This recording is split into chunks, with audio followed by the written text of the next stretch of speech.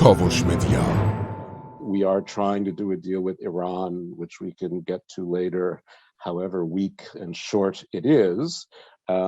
But we, the US, we are looking toward Asia. That's our challenge.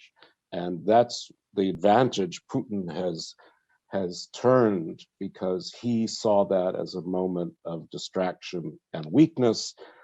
Biden's looking in other places. Merkel's gone. Macron's under re-election. The Germans have this strange new government. The EU doesn't really have a foreign policy. It's shrinking by comparison in its economy with both China and the United States. It's becoming actually less economically important than it used to be. I do worry a lot about the Palestinian question. We don't talk enough about it. Abu Mazen is really old. He has very little control. We don't know what's going to happen after he goes. It makes me very, very nervous. And Israel keeps expanding in this quiet way, making a real Palestinian state harder and harder to even contemplate. And I just worry there are time bombs under all these issues that may, in a few years, blow up the stability that we now welcome.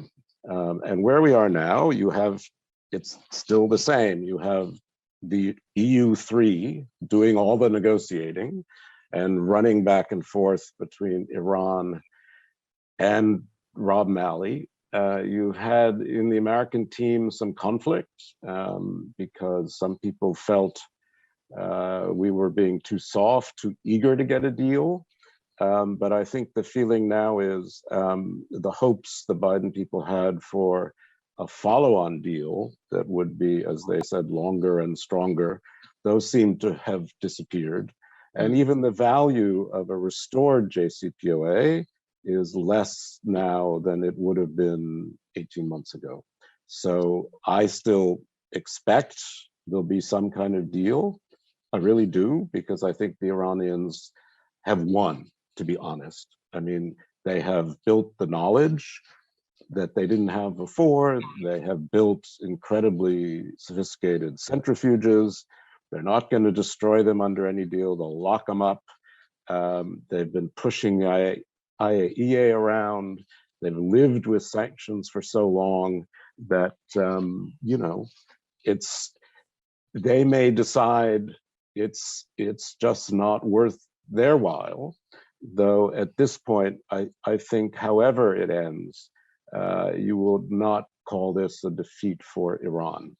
And this is why it's going to be so controversial in the American Congress, no matter what happens. It's a dangerous moment.